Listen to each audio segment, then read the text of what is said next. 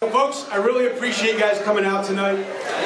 There's a lot going on with immigration and the future of our city, the future of our state, the future of our country. This event kind of spiraled out of a small conversation to have a small coffee clash, and then it kind of spiraled out of control.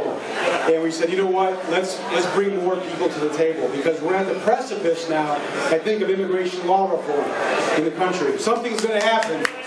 Will change the conversation of immigration. And as you know, cities like Cleveland should be right there at the forefront, because we were an immigrant-friendly city. We were an immigrant city. 1/3 of our population 100 years ago was foreign-born. We used to have 1 million people. This was the Silicon Valley of the world. You know, the Henry Fords, the Carnegies, the Rockefellers, all throughout the Rust Belt. We were the second most prolific city in the world in industrial patents. We innovated. We banged metal in our garages. We created new companies. And then something happened along the way to the form, right? We started becoming as entrepreneurial as we used to be. We're now down between 950,000, we're now down to 392,000 people. And dropping. Cleveland's the second fastest progressively depopulating city in the country, behind Detroit, right? So how do we not only get numbers, but how do we get entrepreneurs? How do we get families to come in and take over some of the older homes or abandoned homes, start small shops? So a few of us got together and said, you know what? We're tired of the word immigrant being a dirty word. It's not a dirty word. When you ask folks about immigrants, you go out on the street, you say, what do you think of when I say the word immigrant? They're going to say, well, they're taking our jobs, right? They're not learning English. They're not assimilating. They're bringing crime. They're gangbanging. And according to Lou Dobbs, they're bringing leprosy into America. This is not what I see, right? This is not what you see. What do we see? We see entrepreneurs driving job creation. We see families, hardworking, families caring for their kids, trying to rebuild something here in America. And the data supports that.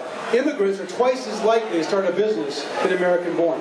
And that's true whether it's a small bodega that's starting to anchor an abandoned part of town, or it's a Silicon Valley company, right? 50% of the companies in Silicon Valley were founded by an immigrant. 50%. eBay, Yahoo, Google, Intel, Sun. So if we want to build a new economy here in Northeast Ohio, if we want to build a new economy in Ohio, we got to do more on the immigrant stuff. Our foreign-born population in Ohio is only 3%. Nationally, the local average is 13%. The cities that are popping are upwards of 20–25%. So we can't afford to be behind the game. By the way, take a 5-hour drive to Toronto. Who's been to Toronto recently? Right?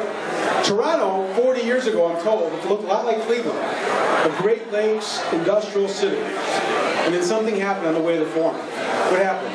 Immigration happened. Right? Toronto now is 50% foreign-born.